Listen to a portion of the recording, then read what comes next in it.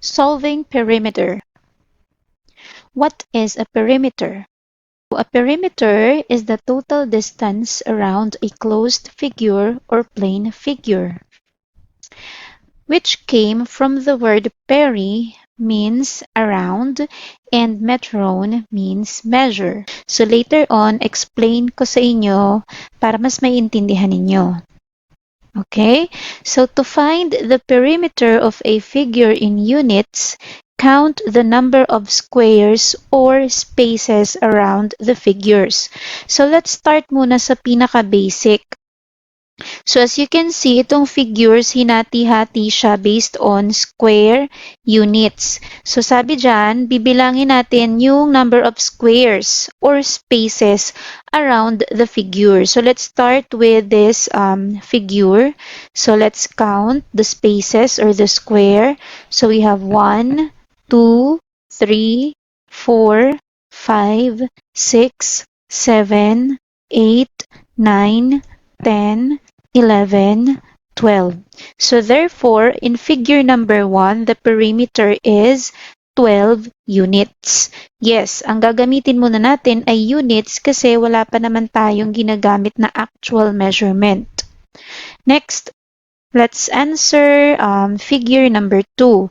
So once again, bibilangin ulit natin yung number of squares or spaces around this figure. So yung paikot or yung nasa apat na sides niya. So let's start. So we have 1, 2, 3, 4, 5, 6, 7, 8, 9, 10, 11, 12, 13, 14, 15, 16, 17, 18, 19, 20, 21, 22, 23, 24, 25, and 26. So therefore, in figure number 2, the perimeter is 26 units. Next, let's do figure number 3. So this time we have a triangle. So let's start counting also, kagaya nung kanina. Bibilangin natin is yung number of squares or spaces around the figure. So let's start with 1, 2, 3, 4, 5, 6, 7, 8, 9, 10, 11, 12, and 13. So therefore, figure number 3 has the perimeter of 13 units. Next, for figure number 4, we have 1, 2, 3, 4, 5, 6, 7, 8, 9, 10, 11, 12, 13, 14, 15, 16, 17, 18, 19, 20, 21, 22, 23, 24. So therefore, the perimeter of figure number 4 is 24 units. And lastly, for figure number 5, so we have 1, 2, 3, 4, 5, 6, 7, 8, 9, 10, 11, 12, 13, 14, 15, 16, 17, and 18. So the answer is 18 units. So ito yung basic measurement of perimeter. So basta ang tatandaan nyo lang lagi kapag sinusukat natin ay perimeter, ibig sabihin yan, yung all sides ng isang figure. So, kung meron tayong triangle, 3 sides yung susukatin natin. Kung meron tayong quadrilateral like squares, rectangles, trapezoid, rhombus, parallelogram, so ang bibilangin nating sides or susukatin nating sides ay 4. Now, let's proceed. So sabi dyan, to solve for the perimeter of some common closed figures or plane figures, formulas were given below. So ito na yung actual measurement or perimeter na sinasabi ko. So pwede tayong gumamit nitong mga formula na nandito sa example. So for number 1, kapag perimeter of a rectangle, ang formula na gagamitin natin is P equals 2L plus 2W. So, yung L, ang ibig sabihin ng L dyan ay length. And then, yung W naman ay width. Ayan. So, ito yung L, length, W, width. Okay. Bakit 2L and 2W. So later on, ipapakita ko sa inyo kung bakit. But before that, proceed muna tayo sa mga formulas. Next, for perimeter of a square, we have P equals 4 times S, or P equals S plus S plus S plus S, where S means side. Okay, so itong S na to, ito yung measurement ng apat na sides. Okay, so later on, ipapakita ko kung paano mag-solve gamit itong formula na ito at ito. Next, so perimeter of a rhombus. So this is actually the same sa formula ng square. And then, perimeter of a parallelogram. Ayan. So almost the same itong parallelogram sa rectangle. Ang pinagkaiba lang is P equals 2B plus 2S. So ano ba ibig sabihin ng B? B stands for base and S stands for side. Pero almost the same lang din dito sa 2L and 2W. Okay, next. Perimeter of an isosceles trapezoid. So when we say isosceles trapezoid, ibig sabihin yung side niya sa left and right ay magkasukat. So ito yung formula niya. So P equals B1 plus B2 plus 2S, where S is one pair of sides that are not parallel but are equal. Next, perimeter of a triangle. So we have P equals S plus S1 plus S2 plus S3.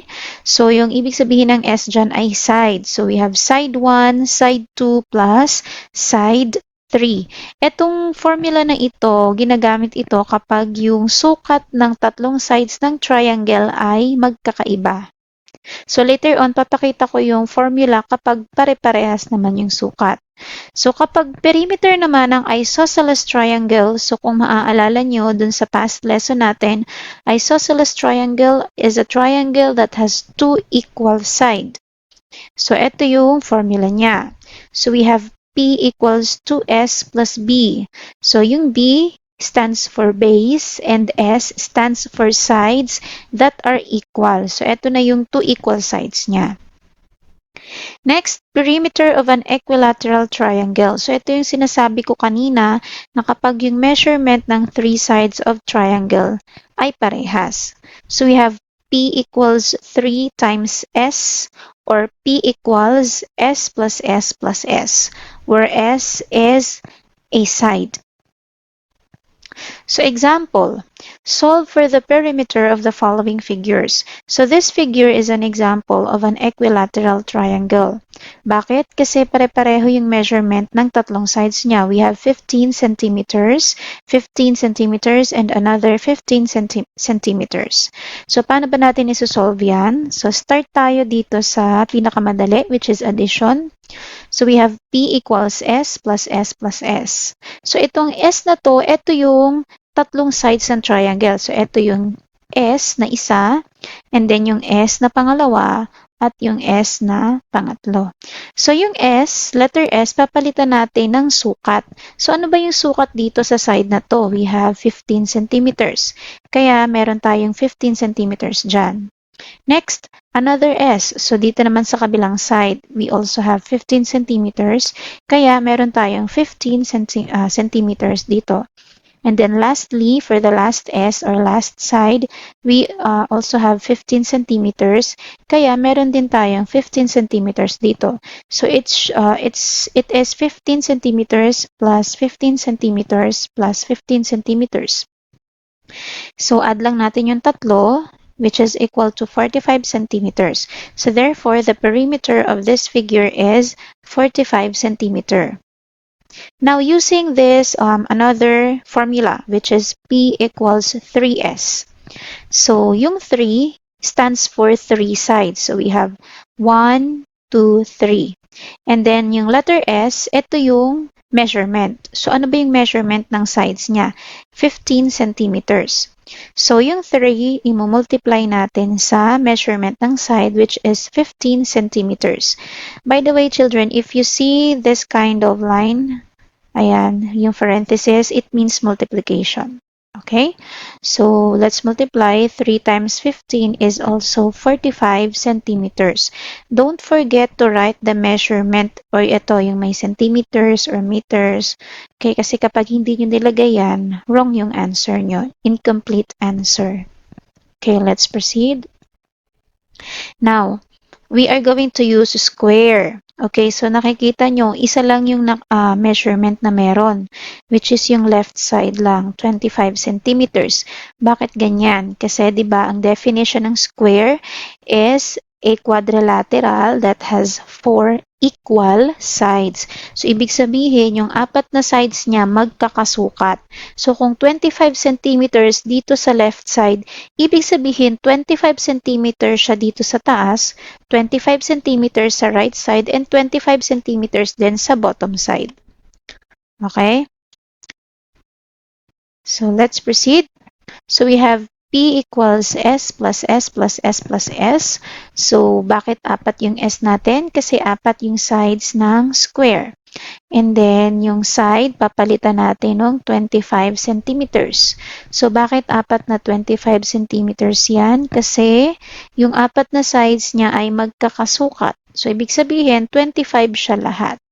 So, let's add. So, 25 plus 25 plus 25 plus 25 equals 100 centimeters. So, therefore, the perimeter of this figure is 100 centimeters.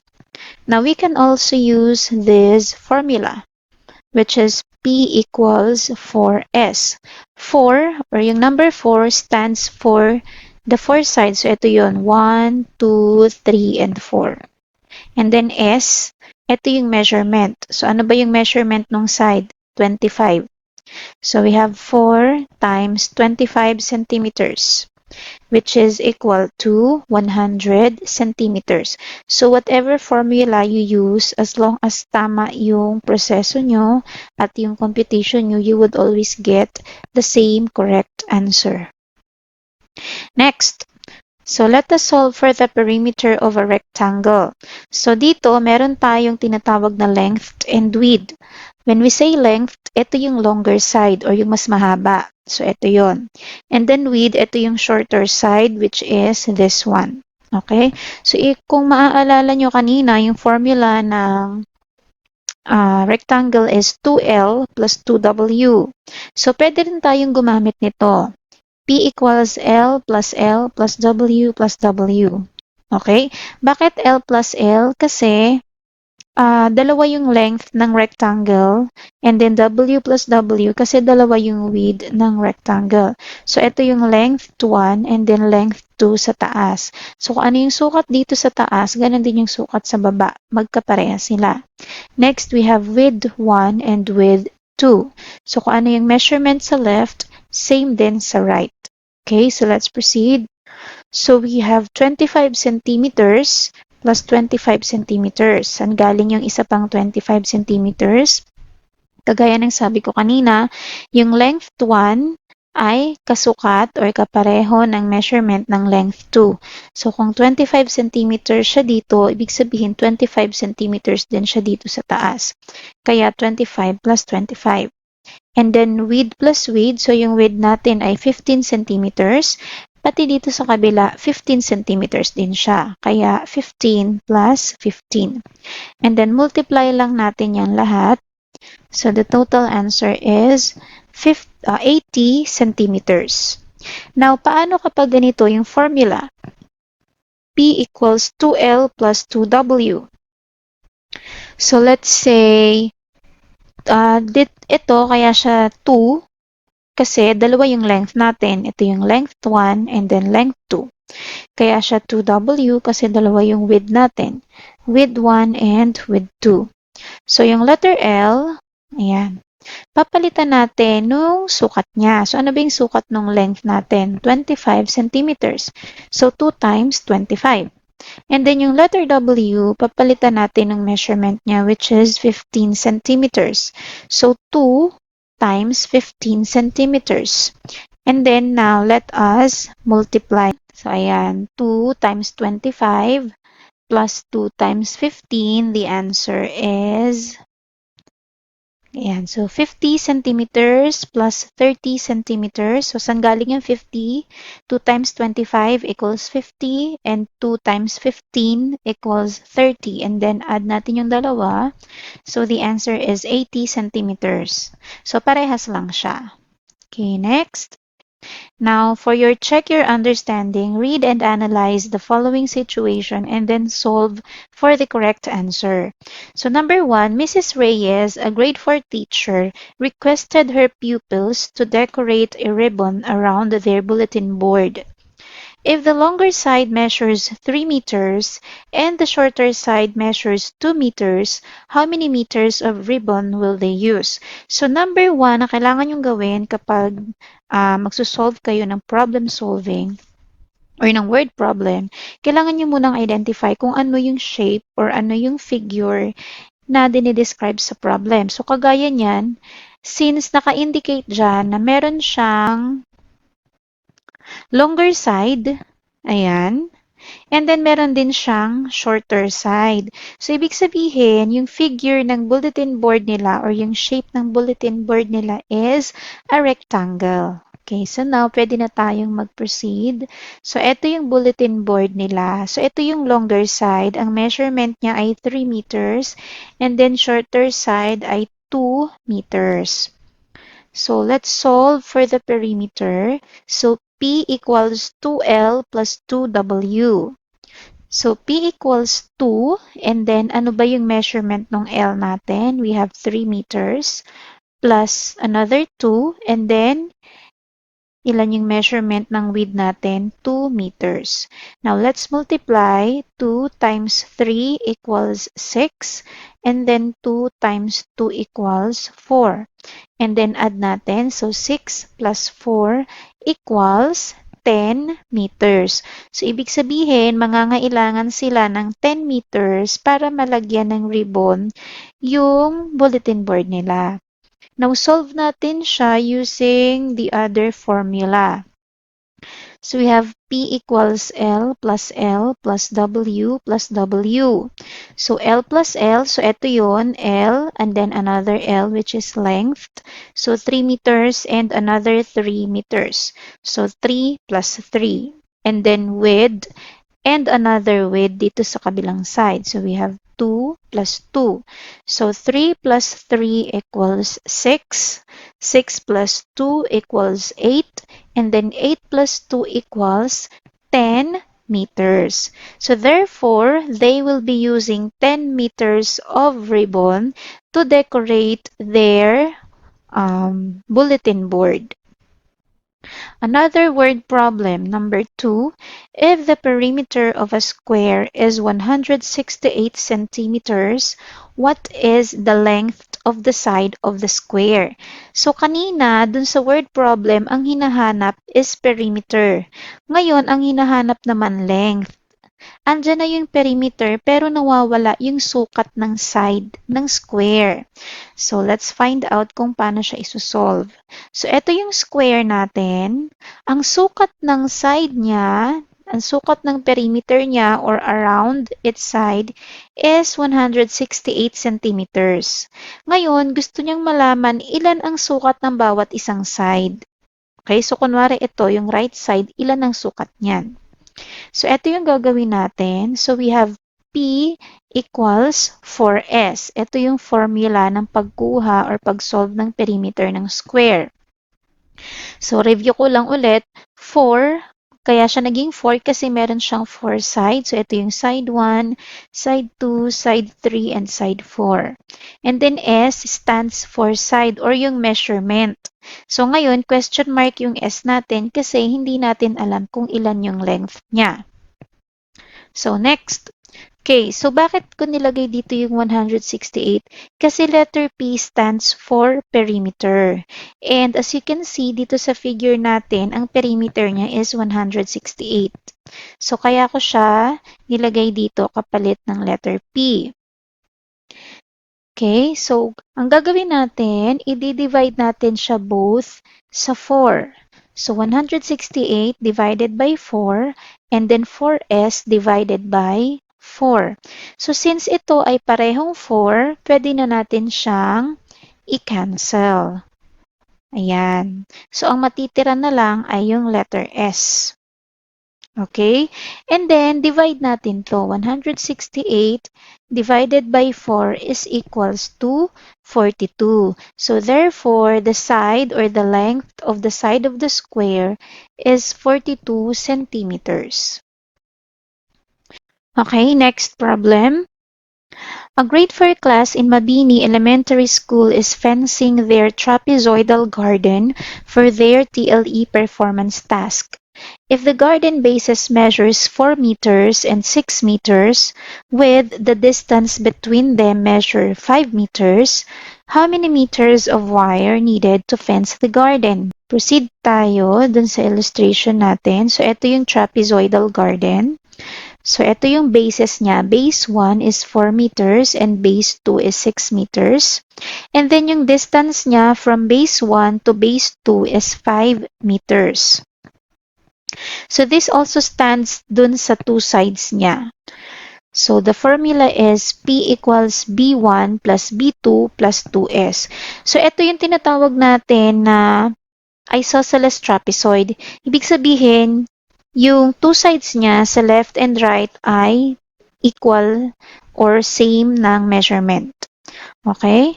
So, we have B1, which is 4 meters, and then our B2, which is 6 meters, and then 2, and then yung letter S, papalitan natin siya 5 meters. Okay, next. So, first thing that we need to do is to multiply these two numbers. 4 meters plus 6 meters plus 2 times 5 equals 10 meters. And then, add natin silang tatlo. 4 plus 6 equals 10 plus 10 is equal to 20 meters. So, therefore, 20 meters of wire is needed to fence the garden. Next, Mr. Villan's vegetable garden measures 6 meters long and 5 meters wide. What is the total distance around the garden? So, as you can see, meron ulit siyang length and meron ulit siyang width. So, ibig sabihin, yung garden ni Mr. Villan ay rectangular. So, let's say this is the garden of Mr. Villan. Its length is 6 meters and its width is 5 meters. So let's proceed to the formula. P equals 2L plus 2W. So our length is 6 and our width is 5. Therefore, we have 2 times 6 plus 2 times 5. So let's multiply 2 times 6 equals 12 and 2 times 5 equals 10. And then let's add 12 plus 10 equals 22 meters. Therefore, the total distance around the garden is 22 meters. Now, let's have a short activity. Solve for the perimeter of each figure. So for figure number 1, we have a square and each side measures 5 centimeters. So what do you think is the perimeter of the square? The answer is 20 centimeters. Now for number 2, we have a triangle. Two sides of the triangle are equal and the other side is not. So we have 9 meters and 9 meters and then 10 meters. What do you think is the perimeter of the triangle? The answer is 28 centimeters. Figure number 3, we have rectangle. So we have 16 centimeters for length 1 and then 8 centimeters for our width. What is the perimeter of the rectangle? The correct answer is 48 centimeters. Next, for number 4, so we have another isosceles triangle which has 7 meters for each side and 8 meters for the base. What is the perimeter of the triangle? The correct answer is 25 centimeters. And then lastly, we have a trapezoid, an isosceles trapezoid. So we have 13 centimeters for base 1 and 17 centimeters for base 2 and then 6 centimeters for two sides. What is the perimeter? The answer is 42 centimeters. So that's all for today para sa lesson natin sa perimeter. I hope naintindihan nyo yung lesson and you may now proceed answering your modules or use them in mathematics.